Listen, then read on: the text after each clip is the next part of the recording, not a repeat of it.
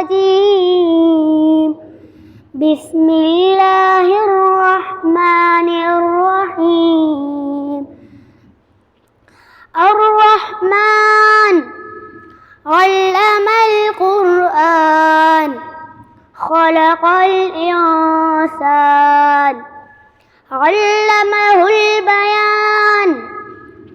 الشمس والقمر بحسبان والنجم والشجر يسجدان.